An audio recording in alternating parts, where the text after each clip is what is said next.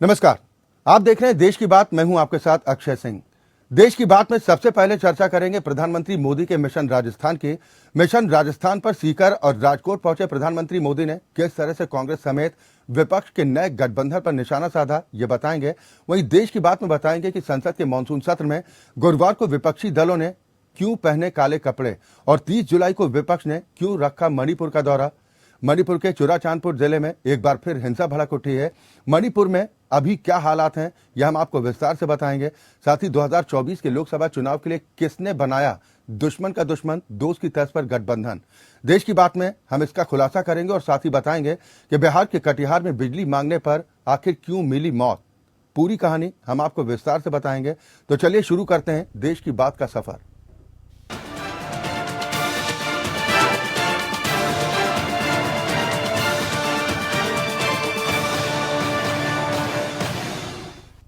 प्रधानमंत्री मोदी ने गुरुवार को राजस्थान के सीकर से देश के 9 करोड़ किसानों को सम्मान निधि जारी की। साथ ही पीएम प्रणाम योजना और किसान समृद्धि केंद्र की शुरुआत की। इस दौरान उन्होंने राजस्थान के 5 मेडिकल कॉलेज का उद्घाटन और 7 मेडिकल कॉलेज का शिलान्यास भी किया। लेकिन इस दौरान सियासत भी जमकर की। प्रधानमंत्री नरेंद्र मोदी इस साल 9 महीने में 9वीं बार जब राजस्थान के दौरे पर सीकर और राजकोट पहुंचे तो उनके निशाने पर कांग्रेस समेत विपक्ष का नया गठबंधन भी था। सीकर में जनसभा को संबोधित करते हुए प्रधानमंत्री मोदी ने लाल डायरी में गहलोत सरकार के काले कारनामों का मुद्दा उठाया। विपक्षी गठबंधन के इंडिया नाम रखने पर तंज कसा और महिला सुरक्षा पर राजस्थान की कांग्रेस सरकार को कटघरे में खड़ा किया।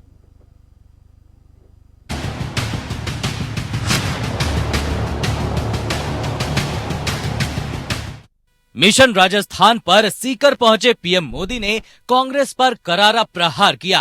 प्रधानमंत्री नरेंद्र मोदी गुरुवार को सीकर के शेखावटी क्षेत्र में जनसभा को संबोधित कर रहे थे। उस दौरान लाल डायरी का मुद्दा उछाल दिया।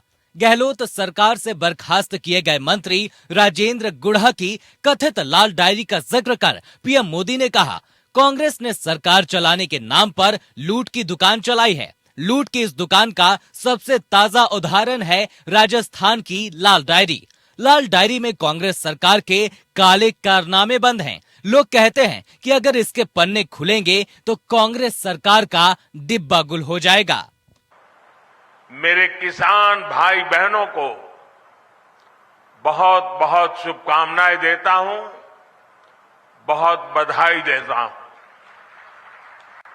साथियों, राजस्थान में सीकर और शेखावटी का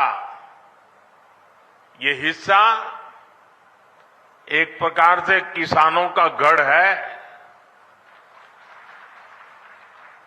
यहां के किसानों हमेशा ये साबित किया है कि उनकी मेहनत के आगे कुछ भी मुश्किल नहीं है। विपक्ष मणिपुर में जारी हिंसा पर बीजेपी सरकार को घेर रहा है। मणिपुर में महिलाओं के साथ हुई दरिंदगी पर पीएम मोदी से संसद में बयान की मांग कर हंगामा कर रहा है। अब इसका जवाब पीएम मोदी ने राजस्थान से दिया। पीएम ने महिला सुरक्षा पर राजस्थान की कांग्रेस सरकार को कटघरे में खड़ा कर दिया।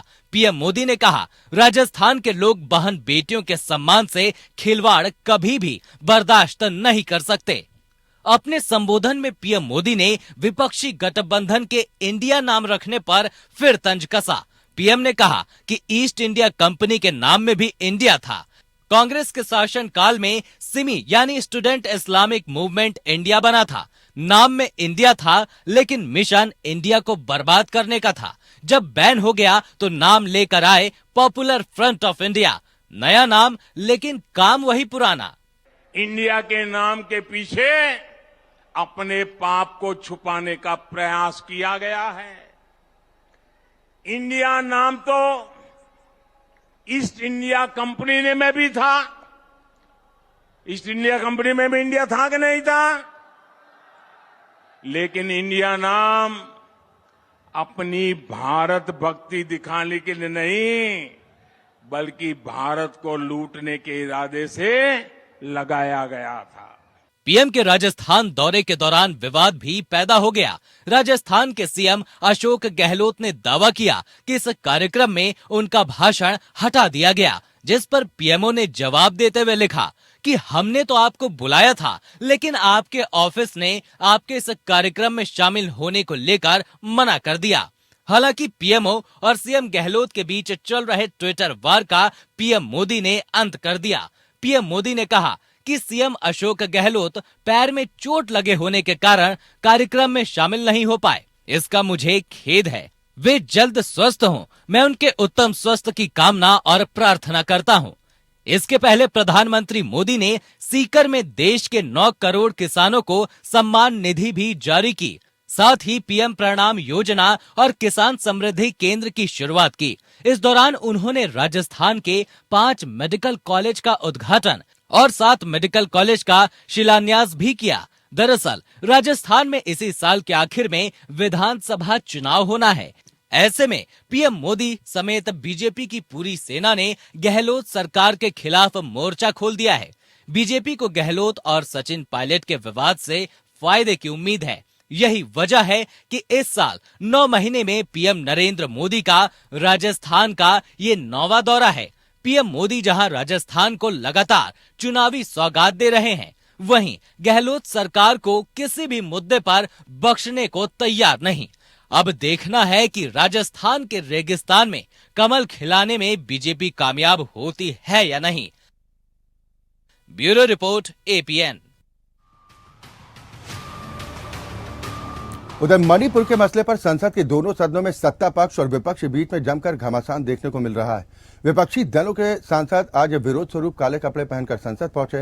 इस दौरान कांग्रेस अध्यक्ष मल्लिकार्जुन खड़गे ने प्रधानमंत्री पर प्रहार करते हुए कहा कि उनके पास राजस्थान जाकर राजनीतिक भाषण देने का समय है, लेकिन मणिपुर के मुद्दे पर वो सदन में बोलने को तैयार नहीं। इसे संसद का अपमान बताते हुए मल्लिकार्जुन खड़गे ने कहा कि प्रधानमंत्री की लोकतंत्र में कोई रुचि नहीं। वहीं विपक्षी गठबंधन के सांसदों का दल 30 जुलाई को मणिपुर जाने की तैयारी कर रहा है, जहां पर पीड़ितों से मिलने की तैयारी। वहीं बीजेपी की तरफ से विपक्षी दलों के हंगामे पर जोरदार पलटवार किया जा रहा है। विपक्षी सांसदों के काले कपड़े पहनने पर केंद्रीय मंत्री पीयूष गोयल ने हमला बोला। पीयूष गोयल ने कहा, ये काले कपड़े पहनने वाले लोग समझ नहीं पा रहे कि देश की बढ़ती हुई ताकत क्या है, जिनका वर्तमान, भूत और भविष्य सब काला है। हम उम्मीद करते हैं कि जल्द उनकी जिंदगी में भी रोशनी आएगी।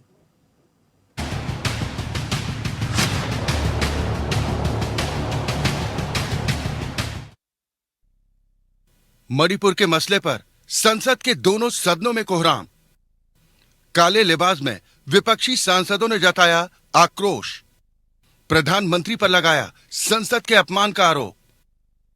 30 जुलाई को मणिपुर जाएगा विपक्षी सांसदों का डेलीगेशन। मणिपुर के मुद्दे पर संसद के दोनों सदनों में जमकर हंगामा मचा है। प्रधानमंत्री से बयान की मांग पर अड़ा विपक्ष सरकार पर दबाव बनाने की हर रणनीति पर काम कर रहा है। सरकार के खिलाफ अविश्वास प्रस्ताव के साथ अब विपक्षी सांसदों का एक डेलीगेशन 30 जुलाई को मणिपुर का दौरा करने की तैयारी कर रहा है। मणिपुर के मसले पर प्रधानमंत्री के बयान न देने से नाराज विपक्ष आरोप लगा रहा है कि देश के लोकतंत्र से प्रधानमंत्री का कोई लेना देना नहीं। विपक्ष की आवाज दबाने की कोशिश की जाती है, माइक बंद कर दिए जाते हैं।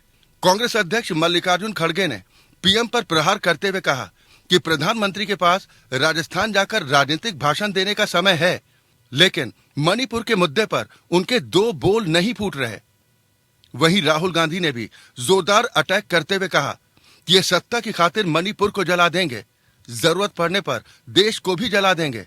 इनको देश के दुख दर्द से कोई फर्क नहीं पड़ता। राहुल गांधी ने पूछा कि मोदी जी बताएं, आखिर मणिपुर के लिए कर क्या रहे हैं।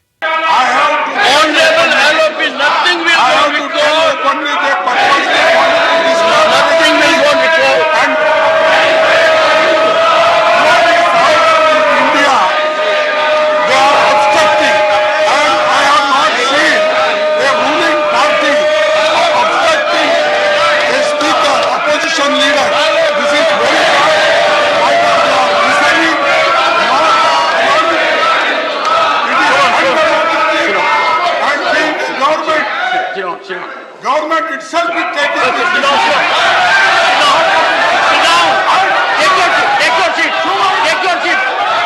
देश में विचारधारा की लड़ाई चल रही है। एक तरफ आरएसएस, बीजेपी की विचारधारा और दूसरी तरफ कांग्रेस पार्टी की विचारधारा। पार्टियां बहुत हैं, विपक्ष में पार्टियां हैं, मगर विचारधारा की जो लड़ाई हो रही है वो बीजेपी और आरएसएस और कांग्रेस की विचारधारा के बीच में लड़ाई हो रही है। वहीं विपक्ष के हंगामे से बीजेपी के भी तेवर तल्ख हैं। राजस्थान के सीकर पहुंचे प्रधानमंत्री मोदी ने विपक्षी दलों पर जोरदार अटैक करते हुए कहा कि अपने कुकर्म छिपाने के लिए यूपीए ने अपना नाम बदल लिया, लेकिन नाम बदलने मात्र से पिछले पाप नहीं मिटेंगे। वहीं केंद्रीय मंत्री पीयूष गोयल ने विपक्षी सांसदों के काले लिबास को लेकर पलटवार किया और कहा कि ये काले कपड़े पहनने वाले लोग समझ नहीं पा रहे कि देश की बढ़ती हुई ताकत क्या है। तंज कसते हुए पीयूष गोयल ने कहा कि इनका वर्तमान, भूत और भविष्य सब काला है, लेकिन हमें उम्मीद है कि जल्द इनकी जिंदगी में भी रोशनी आएगी। आपको याद होगा कि कांग्रेस के शासनकाल में सिमी यानी student Islamic movement of India बना था। नाम में इंडिया था, लेकिन मिशन इंडिया को आतंकी हमलों से बर्बाद करने का था। कुल मिलाकर मणिपुर के मसले पर देश के सबसे बड़े लोकतंत्र के मंदिर में हंगामा बरपा है। सत्ता पक्ष और विपक्ष के बीच तकरार लगातार बढ़ती जा रही है, जिसकी वजह से संसद की कार्यवाही नहीं हो पा रही। जिस मॉनसून सत्र का इस्तेमाल लोगों की भलाई के लिए होना चाहिए था, वो हंगामे की भेंट चढ़ रहा है। ऐसे में सवाल इस बात को लेकर उठ रहा है कि राजनीतिक दलों की मंशा क्या मणिपुर को लेकर वाकई साफ है। जिस सत्ता पक्ष और विपक्ष को मणिपुर के लोगों के साथ मिलकर उनके आंसू पोंछने चाहिए थे, उनका दर्द बांटना चाहिए था, वही सत्ता पक्ष और विपक्ष आपसी तू-तू मैं-मैं में उलझे दिखाई दे रहे हैं, जिससे साफ है कि इस स्थिति में कम से कम मणिपुर के घाव पर मरहम तो नहीं लग सकता। Bureau report, APN.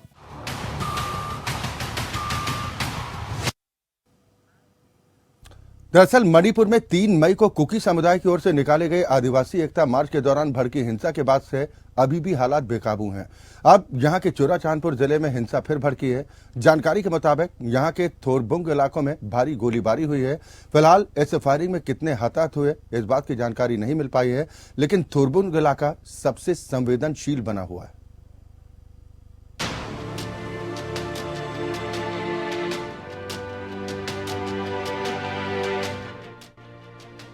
87 दिनों से मणिपुर हिंसा की आग में जल रहा है। करीब 160 लोगों की बलि लेने के बाद भी हिंसा के दानव की भूख शांत नहीं हुई है। मणिपुर में मैतई और कुकी समुदाय के बीच शुरू हुई नफरत की आग बुझाए नहीं बुझ रही है। अब यहाँ के चूराचांदपुर जिले में हिंसा भड़क गई है। जानकारी के मुताबिक यहाँ के थोरबुंग इलाके में भारी गोलीबारी हुई है। फिलहाल इस फायरिंग में कितने हताहत हुए इस बात की जानकारी नहीं हो पाई है, लेकिन थोरबुंग इलाका सबसे संवेदनशील बना हुआ है।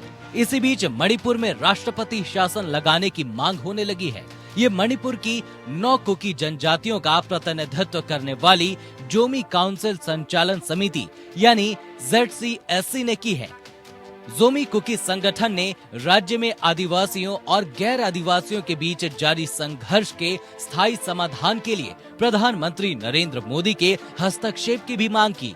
पीएम मोदी को लिखे पत्र में ZCSC ने कहा, मणिपुर में आदिवासियों पर हमले की मूल वजहों की NIA जांच की जाए और सभी घाटी जिलों में AFSPA को फिर से लागू किया जाए ताकि सेना कानून और व्यवस्था का पूर्ण नियंत्रण अपने हाथ में ले सके। दूसरी ओर मणिपुर में मैतई समुदाय का प्रतिनिधित्व करने वाली संस्था कोकोमी ने मंगलवार को केंद्र से कुकी उग्रवादी समूहों के साथ बातचीत नहीं करने की अपील की। समिति का दावा है कि राज्य में हिंसा के लिए यही गुट जिम्मेदार है। संस्था ने दावा किया कि कुकी उग्रवादी समूहों में विदेशी सदस्य भी हैं। वहीं मैतई संगठन के विरोध के बावजूद केंद्र ने कुकी उग्रवादी समूहों के साथ बातचीत की है। सूत्रों के मुताबिक पूर्वोत्तर के लिए केंद्र के प्रभारी इंटेलिजेंस ब्यूरो के पूर्व अतिरिक्त निदेशक अक्षय मिश्रा ने सरकार के साथ सस्पेंशन ऑफ ऑपरेशन समझौते के तहत कुकी आतंकवादी समूहों के प्रतिनिधियों के साथ बैठक की। केंद्र का प्रतिनिधित्व करने वाले एक IB अधिकारी के साथ मणिपुर इंटीग्रिटी के लिए मैतई समुदाय का प्रतिनिधित्व करने वाली संस्था कोकोमी के प्रतिनिधियों के साथ एक अलग दौर की बातचीत भी हुई। दरअसल मणिपुर को लेकर सड़क से संसद तक हंगामा मचा हुआ है। दुनिया भर के देशों की नजर इस हिंसा पर लगी हुई है। चिंता जताई जा रही है। देश की छवि पर आंच आ रही है। केंद्र की पूरी कोशिश है किसी भी तरह से मणिपुर में शांति स्थापित हो सके, लेकिन अब तक तमाम कोशिशें नाकाम साबित हुई हैं। अब देखना है कि मणिपुर में हिंसा की आग कब शांत होती है। Bureau report. दुश्मन का दुश्मन दोस्त की तर्ज पर आम आदमी पार्टी और कांग्रेस ने अपने पुराने गिले शिकवे दूर कर लिए हैं। अब 2024 की जंग में दोनों मिलकर दिल्ली में बीजेपी को चुनौती देने वाले हैं। दिल्ली की 7 की 7 लोकसभा सीटों पर बीजेपी का कब्जा है। दिल्ली में दो बार प्रचंड बहुमत के साथ सरकार बनाने वाली आम आदमी पार्टी अभी भी दिल्ली लोकसभा चुनाव में खाता खोलने के लिए तरस रही। वहीं कांग्रेस अपने पुराने दिनों को याद कर आहें भर रही है, लेकिन अब दिल्ली में सियासी समीकरण बदल रहा है। बीजेपी के खिलाफ बने इंडिया गठबंधन में आप और कांग्रेस दोनों शामिल हैं। ऐसे में दोनों ने मिलकर अपने कॉमन दुश्मन बीजेपी के खिलाफ मोर्चा खोलने का फैसला कर दिया। हालांकि इसकी औपचारिक घोषणा होना अभी बाकी।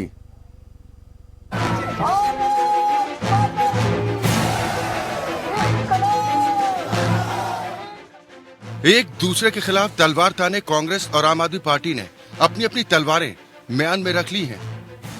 दोनों पार्टियों ने न सिर्फ युद्ध विराम कर लिया, बल्कि खबर है कि दोनों ने शांति समझौता कर लिया है और अपने कॉमन दुश्मन बीजेपी के खिलाफ मिलकर 2024 के लिए ऐलान जंग कर दिया है। दुश्मन का दुश्मन दोस्त की तर्ज पर आप और कांग्रेस ने अपने पुराने गिले शिकवे दूर कर लिए हैं।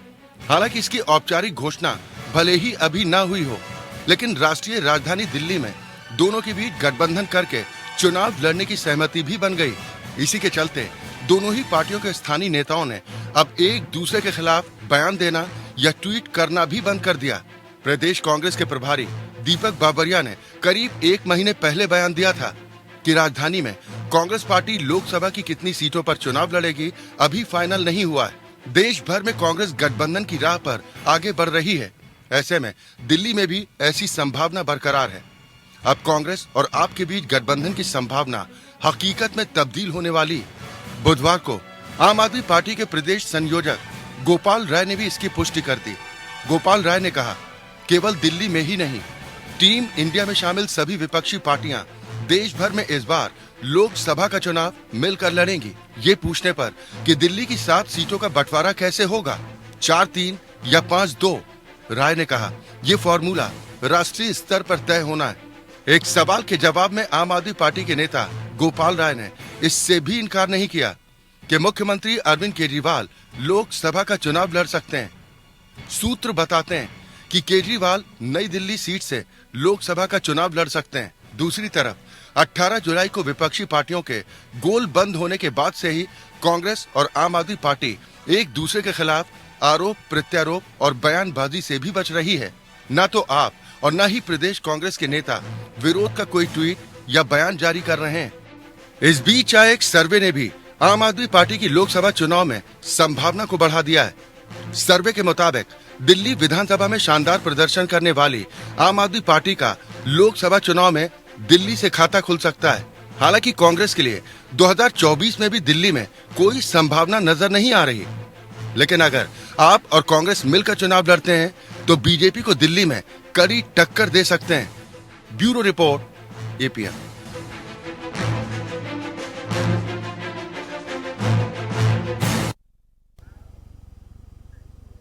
और अब बात करेंगे बिहार की। बिहार के कटिहार में जनता ने बिजली मांगी तो बदले में गोली मिली। कटिहार में बिजली कटौती के खिलाफ प्रदर्शन कर रहे लोगों पर बुधवार को पुलिस ने फायरिंग कर दी, जिसमें 2 लोगों की मौत हो गई। अब इस गोलीकांड पर बिहार में हंगामा मचा है। जनता आरोपियों पर कड़ी कार्रवाई की मांग कर रही है तो सियासत भी जमकर हो रही है। बीजेपी आम जनता पर गोली चलाने वाली सरकार और उसके ऊर्जा मंत्री के खिलाफ हत्या का केस दर्ज करने की मांग कर रही है। इस घटना के खिलाफ सड़क पर उतरने की चेतावनी दे रही है। नीतीश सरकार के ऊर्जा मंत्री विजेंद्र यादव का कहना है कि जब लोग बदमाशी करेंगे तो पुलिस उनके ऊपर लाठी और गोलियां तो चलाएगी ही। अरे फिर से मार गए रे, ये क्या कर रहा है?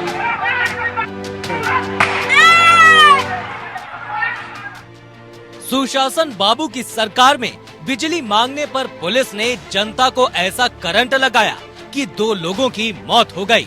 कटिहार में बिजली कटौती के खिलाफ प्रदर्शन कर रहे लोगों पर बुधवार को पुलिस ने फायरिंग कर दी।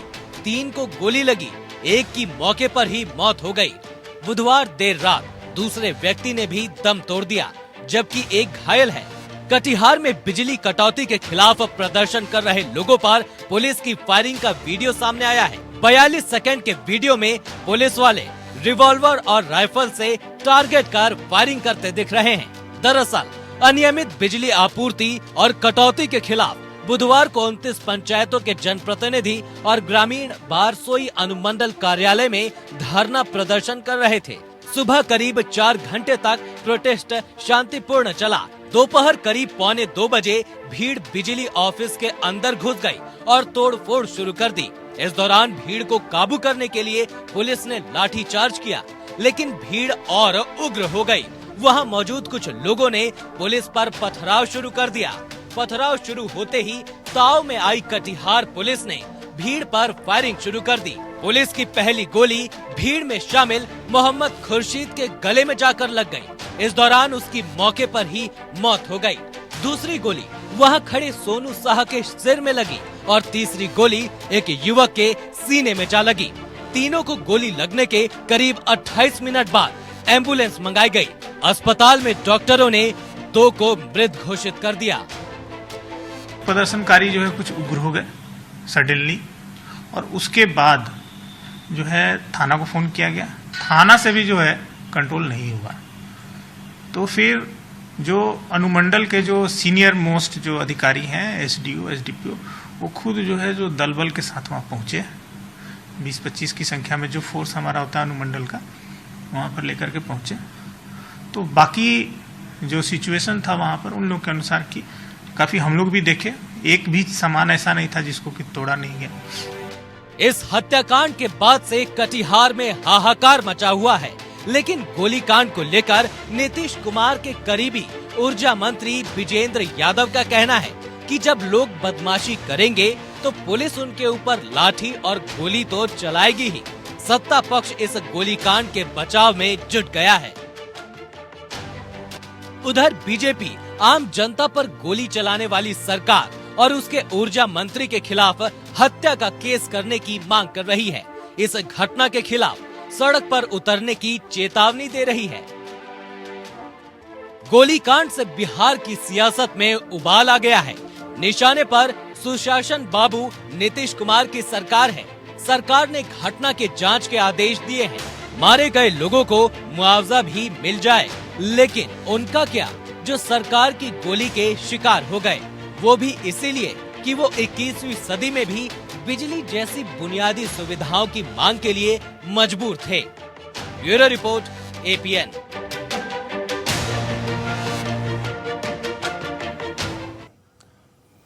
और इसी के साथ देश की बात में अभी के लिए बस इतना ही, लेकिन APN न्यूज में खबरों का सिलसिला लगातार जारी है।